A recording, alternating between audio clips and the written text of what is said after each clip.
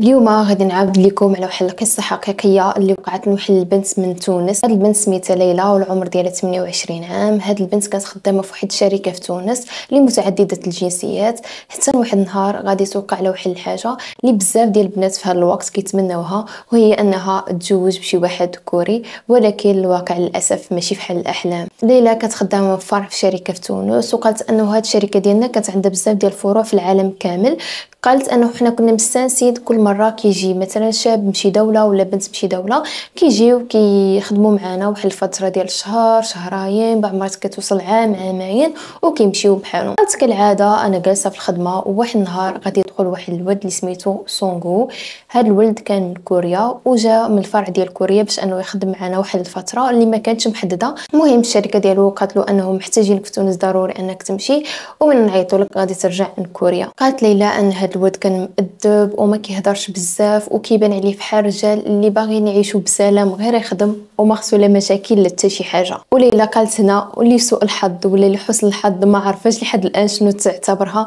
هاد الولد غادي يكون عنده نفس البوست ديال ليلى، انه يعني يجلس معاها ويخدم معاها ويتبادلوا المعلومات ما بيناتهم ويقضوا شي مسائل اللي قالت كان ضروريه عليها جابوه باش انه يقضيهم تما في تونس، حيت هو كان خبير اكثر منها. فقالت الامر عادي، انا ديما كنخدم هكاك، فتبقى تخدم معاه.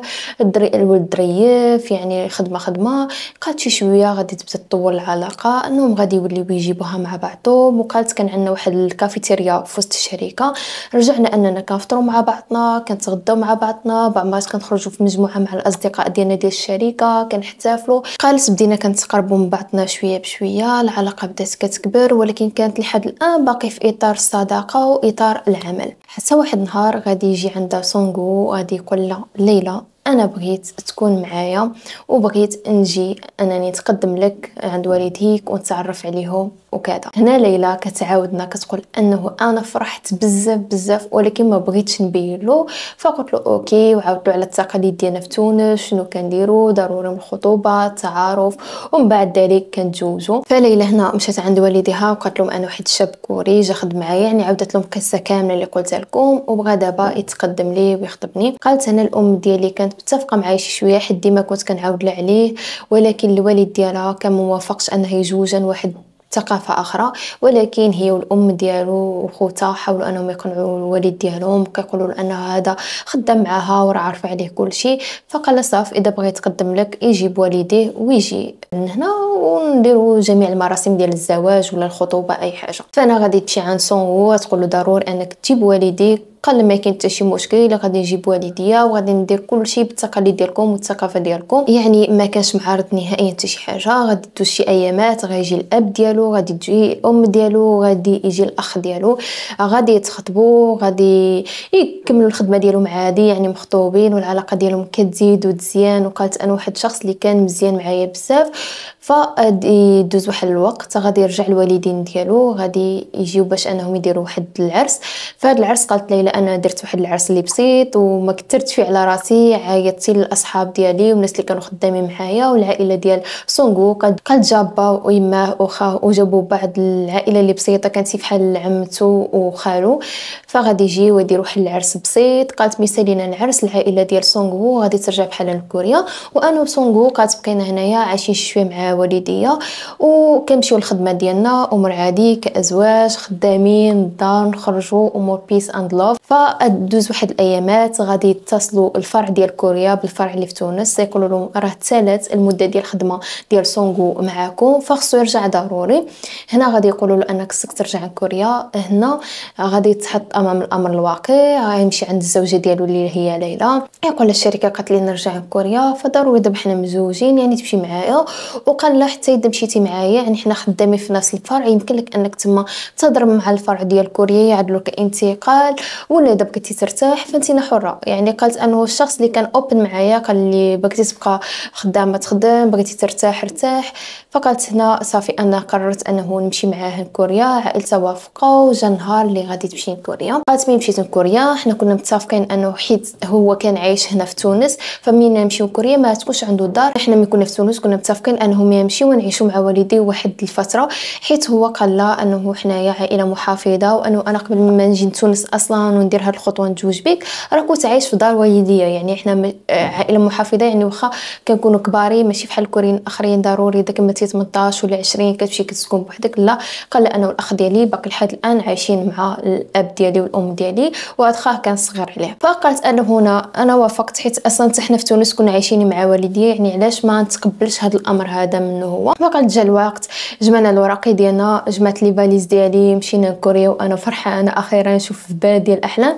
حيت قالت انا يعني من النوع اللي كانت كتعجبني كوريا ولكن ما مهووساش بها، ولكن ما عنديش مشكل انني نمشي نعيش فيها. انا جمعوا لي فاليز، مشاو وهما يوصلون عند العائله ديال الزوج ديالها، استقبلوهم كلشي مزيان، عطاهم غرفه ديالهم. قالت هنايا انا قلت باقي نرتاح شي شويه وما نمشيش نخدم نيشان، حيت انه اللغه الكوريه ما كتهضرش بها، كتهضري بالانجليزيه والفرنسيه والتونسيه طبعا يعني العربيه. هنا قالت انه الايامات الاولى غيرتو عادي، ولكن مع الوقت تبقى تشوف شي حاجات اللي ماشي هي هذيك. خصوصا ان قالت العائله ديال الزوج ديالها كانت عائله اللي باغين انه يشوفوا مراتو يعني فحال اللي تكون بواحد المقاييس اللي بيرفكت. يعني ضروري خصها تفيق بكري، طيب الفطور بالطريقه الكوريه التقليديه، تقاد الدار، ما تقولش لا، وتخلي الزوج ديالها يكون عايش مرتاح. يعني اللي طلبها واللي بغاها تكون موجوده، وحتى الحمات ديالها والشيخ ديالها يعني الاب والام ديالو يكونوا مرتاحين.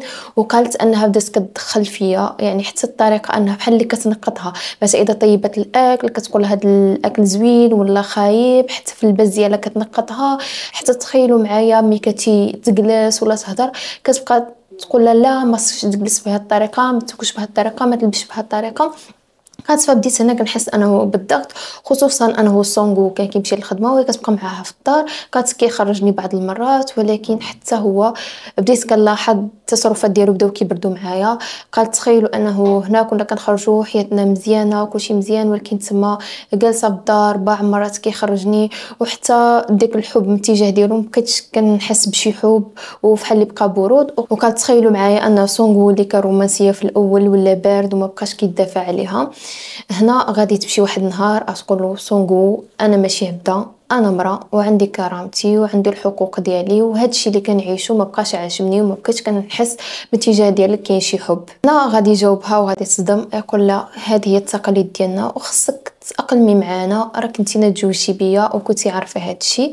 غتقول له لا ما كنت عارفه هذا الشيء، انا قبلت انني نعيش مع والديك، ولكن راه انت كنتي عايش مع والديا وكنتي حر وما كانوش كيضغطوا عليك ولا شي حاجه، ولكن هنا انا كنحس راسي مضغوطه وما بقيتش قادره نعيش بهذه الطريقه. وانت وعدتيني انه في الاول غادي نجلسوا معاهم واحد الفتره وغادي نمشيو للدار ديالنا. يبقى هنا يقول الاعذار انه انا باقي خدام وسني ما كريش شي دار صغيره، سني شي دار تكون محترمه ونفرشها، وهادشي خصو مصاريف بزاف وكذا وكذا وكذا. فانا قالت انه انا بقى فيا الحال بزاف وكنت تقريبا يوميا كنبكي، ولكن كنبكي بالتخبيعه والقهره. فتقول الصراحه انه هنا بديت كنفكر انه نرجع لتونس ونعيش مع والديا، ولكن ما باغاش نطيح بالفشل وما باغاش ديك النظره انه ها هي رجعت مشات لكوريا وها هي طلقات والهضره ديال العائله. فقط هذا الجانب اللي كان كيخليني انني نصبر ونجلس. وكي قالت تصرفات غاده وهي كتكفس وسونغو بارد من الاتجاه ديالي، الا واحد النهار اللي وقع واحد الحاجه اللي غادي تعمر داك الكاس. هي كنتي صابره ومتحمله، ولكن هاد النقطه اللي توقع لها غادي تخليها ما تجي تصبر. قالت واحد النهار انا كنت في الحمام كندوش وهي تخرج وتلقى الحمات ديالها يعني يمه ديال سونغو هازه التليفون ديالها وكتقلب فيه. فيما في هذا المنظر تخرج دغيا وتمشي تحيد التليفون من يدها، تلقى ان يمه ديال سونغو كتفتش لها في التليفون ديالها، كتفتش لها في المحادثات ديالها مع الاصدقاء وحتى في التصاور ديالها. تقول شنو كدير؟ تقول لها من حقي. وهنا هاد ليلى غادي تتعصب بزاف، تقول لك كيفاش من حقك؟ لا ماشي من حقك، هذا الهاتف ديالي كذا وكذا وكذا. وراها غادي يجي سونغو يدخل يقول لها عادي راه ما درت حتى شي حاجه، راه انت بحال بنته وعادي تفتش لك الهاتف ديالك. كتقول له لا انا الام ديالي وما كتفتشليش في الهاتف ديالي وهذه حقوقي وما من حق حتى شي واحد. هنا تكون هذه النقطه الاخرانيه من بعد ما شافت معاهم الويل وقعدت شفت بزاف ديال الضغوطات وانا ما عايشاش بهذه الطريقه. انا كنت واحد البنت اللي مفشه عند والديا، كنت بالخدمه ديالي وكنت عايشه مرتاحه. هنا ليلى غادي تقرر انها تطلق وغادي تقول سونغو انا مبقاتش عجبني هاد العيشه وما نقدرش نكمل معاك، وكما تلاقينا غادي نتفارقوا. هنا ليلى غادي تطلق، ولكن ليلى غدير واحد الخطوه انها ما تبقاش في كوريا. قالت جمعت حويجاتي ورجعت هنايا لتونس. من داك الساعه حاولت اول حاجه نديرها هي انني نمشي عند شي طب نفسي، حيت قالت كانوا عليا بزاف ديال الضغوطات وما تقبلتش الامور اللي وقعت لي، انه كيفاش كنت عايشه وكنت حياتي ماشي كتطور ورجعت للور. فقالت حاولت انه نتبع مع الطب نفسي وبديت كنتحسن، وفي نفس الوقت مشات لديك الفرع اللي في تونس، هضرت معاهم وحكيت لهم هذيك القصه وتقبلوها عادي. واصلا هي بنت اللي كانت يعني قاريه، اي شركه كانت تقبل بها. رجعت تخدم الخدمه ديالها عادي وكتبقى كتمشي للجلسات ديال العلاج، رجعت عايشه مع والديها وحاولت ترجع للحياه ديالها. وقالت لحد الان انا مستقره وفرحانه بالخطوه اللي درت وما ندمن على حتى شي حاجه، حيت خديت منها واحد الدرس وعليها بغيت نعاود لكم هاد القصه. وهنا ليلى تختمنا القصه ديالها بهاد الجمله: ماشي كلشي اللي كيبان زوين راه زوين، وماشي كل حب كيستاهل التضحيه. هذه كانت القصه ديال ليلى. بغيتكم نتوما اي واحد عنده شي قصه فيها عبره بغى يعاودها للبنات اللي هنايا في هذه القناه باش هم يستافدوا، اكتبها لي في الانستغرام ديالي وقولوا لي حتى نتوما كيف جاتكم هذه القصه، واش نكمل بهذه الطريقه ديال القصص، واش كيعجبوكم. خليو لي التعليقات ديالكم والاراء ديالكم، ونشوفكم في فيديو جديد ان شاء الله. تهلاو في راسكم وسلامه.